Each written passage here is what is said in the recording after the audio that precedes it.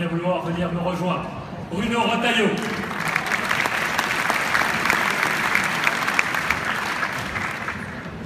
Je pense que je conclus. Je crois que je suis pratiquement le dernier.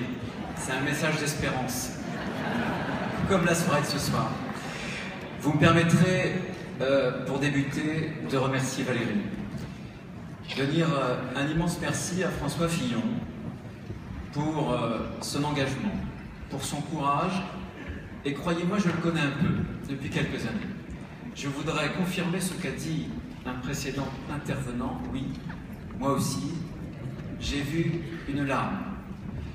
Une larme sous les sourcils broussailleux du laboureur sartois. Lui,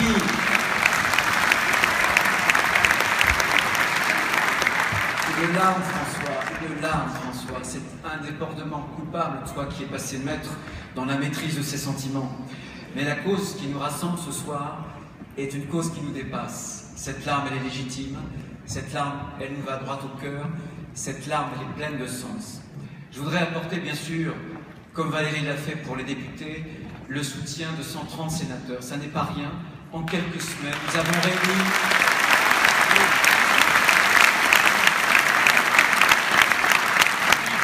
Nous avons réuni 40% des sénateurs, 40% des sénateurs, de tous les groupes, presque. Et ce soir, pour terminer, vous me permettrez de parler avec mon cœur, de français, et peut-être, puisque je parlais du laboureur sartois, de parler aussi avec un peu de mon cœur vendéen.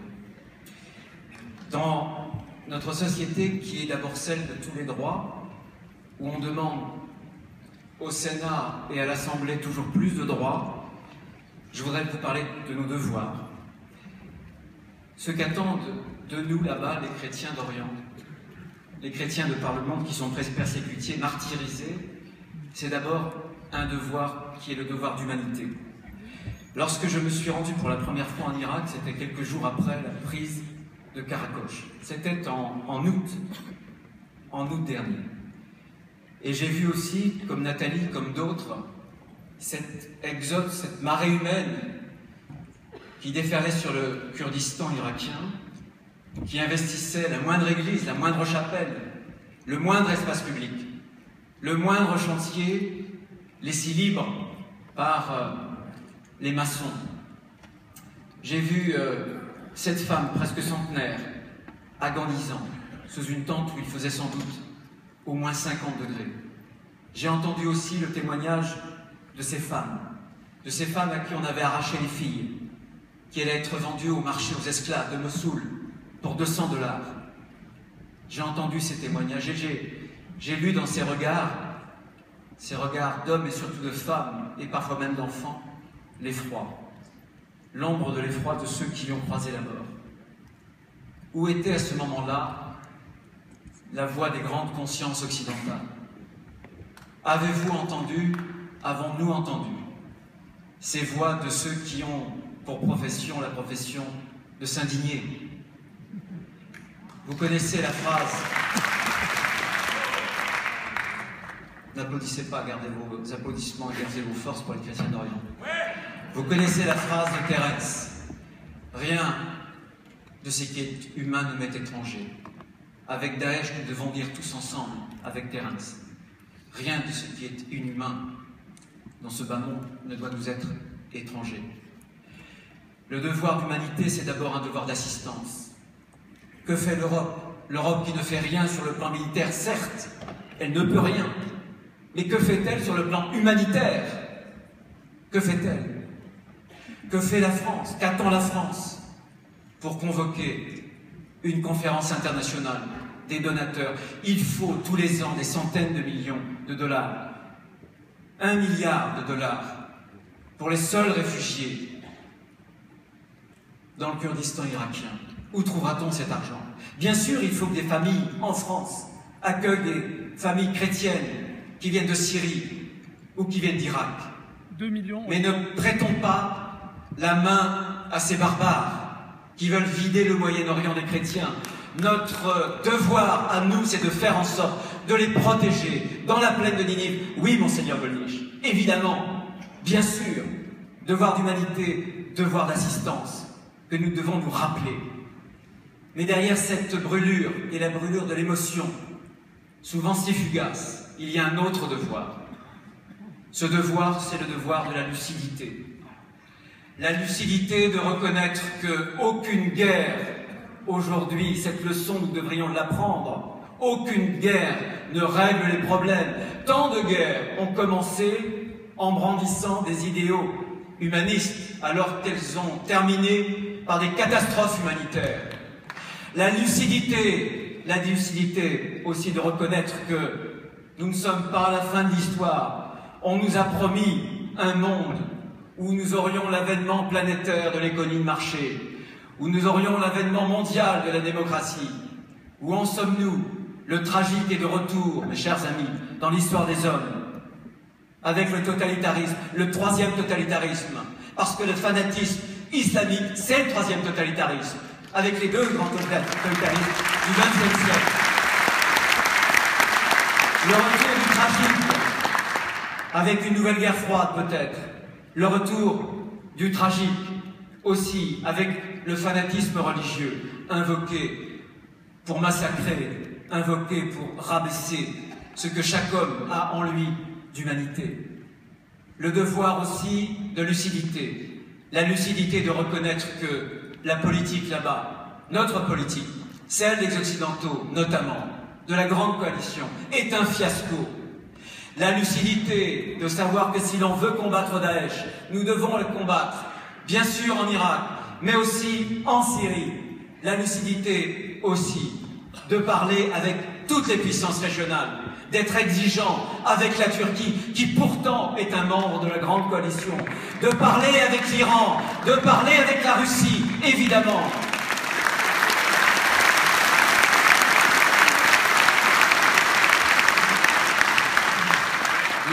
L'humanité, bien sûr, le devoir d'humanité, le devoir de lucidité, et puis enfin, le devoir de fidélité. La fidélité pour les chrétiens d'Orient. La fidélité pour une vieille promesse française, née d'un engagement ancien d'un roi, Saint Louis, qui, il y a plus de 8 siècles, a accordé une protection spéciale aux chrétiens qui sont établis en Orient. Cette promesse, de génération en génération, de régime en régime, de gouvernement en gouvernement, cette promesse a été tenue. Mais aujourd'hui, est-ce que la France ne l'aurait pas oublié? Est-ce que la France ne l'aurait pas oublié quand une grande entreprise publique, effectivement, confond laïcité et intégrisme? Laïcard, qui n'est d'autre qu'une maladie infantile de la laïcité. Cette promesse, eux là-bas, je peux vous l'assurer, parmi ces réfugiés, ils ne l'ont pas oublié.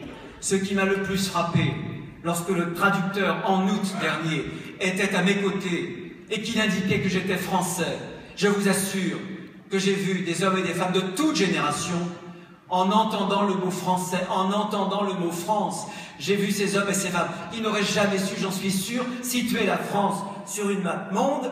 J'ai vu leur regard s'allumer, le regard s'allumer d'une espérance. Cette espérance aujourd'hui, nous ne devons pas la trahir. Cette promesse, cette fidélité, nous la devons aux chrétiens d'Orient. Et cette fidélité, c'est aussi la fidélité à la France, à ce que nous sommes. Parce que là-bas, ce ne sont pas les valeurs françaises qui sont bafouées. Ce ne sont même pas les valeurs occidentales. Ce sont tout simplement les valeurs universelles de l'humanité tout entière, bien évidemment. Ce combat n'est pas un combat confessionnel, bien sûr. D'autres, des prêtres, l'ont dit ici, avant moi, évidemment. Les chrétiens sont un peu comme les abeilles. Les abeilles qui sont les témoins dans l'ordre naturel de la qualité de l'environnement. Eh bien, les chrétiens sont de par le monde les indicateurs, les marqueurs de la tolérance ou de l'intolérance. Et là où les chrétiens sont persécutés, les autres minorités sont aussi persécutées. Ces valeurs, ce combat, c'est un combat de la France parce que la France, c'est le pays, nous le croyons, de l'universalité. Qui que nous soyons, où que nous soyons, de quelque confection nous venions, quelle que soit notre condition sociale. Et ce que je voudrais dire pour terminer, ma sœur, vous disiez tout à l'heure, et sans doute en prononçant ces mots, vous ne pensiez pas que le général de Gaulle avait prononcé les mêmes. La France, bien sûr, est la voix des hommes qui n'ont pas de voix. Évidemment, c'est notre tradition.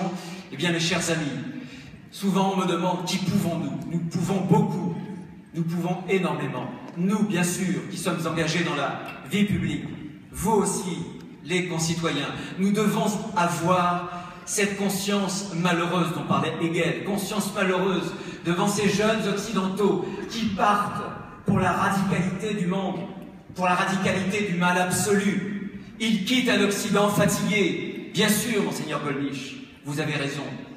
On leur a promis le plaisir et le bonheur a fui de leur vie, évidemment. La conscience malheureuse aussi, parce que sans cesse, il faut clamer cette vérité, que l'Orient ne sera jamais l'Orient, un Orient où il fait bon vivre et tolérant, sans la présence des chrétiens, sans la présence de toutes les minorités. C'est ce que nous pensons, c'est ce à quoi nous croyons, et bien entendu, au bout du bout, il y a une seule chose qu'attendent les chrétiens d'Orient, c'est que nous puissions entretenir cette flamme, la flamme de l'espérance, pour qu'elle ne meure pas, qu'elle ne s'éteigne pas dans les regards des réfugiés, pas plus que dans le regard des Français. Cette espérance, qui est peut-être peu de choses, comme disait Charles Péguy, c'est une toute petite fille de rien du tout, mais qui peut tellement, et qui peut tout. Eh bien ce soir, François, Valérie, merci d'avoir ranimé cette flamme. Eh bien, n'éteignons pas cette flamme, laissons-la vivre et propageons-la. Merci.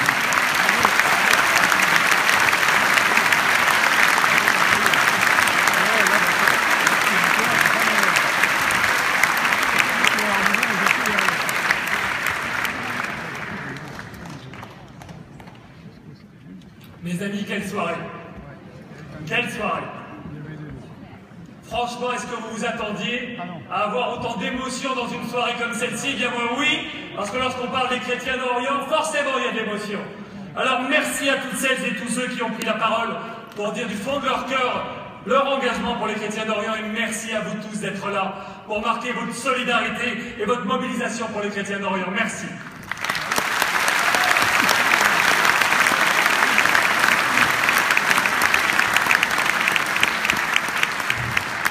Ce soir, chacun d'entre nous, beaucoup, ont pris des responsabilités, ou non pas parce qu'ils sont parlementaires ou autres, mais comme simples citoyens, mobilisés pour une cause, celle des chrétiens d'Orient.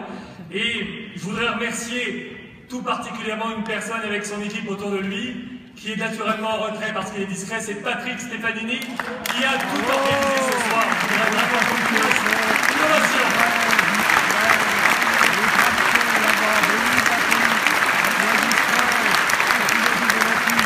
Et avec lui, Anne, Caroline, Jean-Pierre, Gauthier, tant de personnes qui ont participé à ce très grand succès. Tout à l'heure, François Fillon reprendra la parole, mais avant cela, sœur Marie Kérouz.